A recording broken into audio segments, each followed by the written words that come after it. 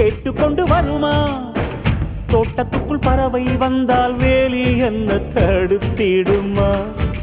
காதல் காட்டு செடி போலே கட்டளைகள் போடும் போதும் பூக்கள் பூக்க மறுத்திடுமா? புலி வாழும் குகையுள்ளே கிளி வாழும் வீரத்தை மனதோடு தந்திடுமே காதல்தான்.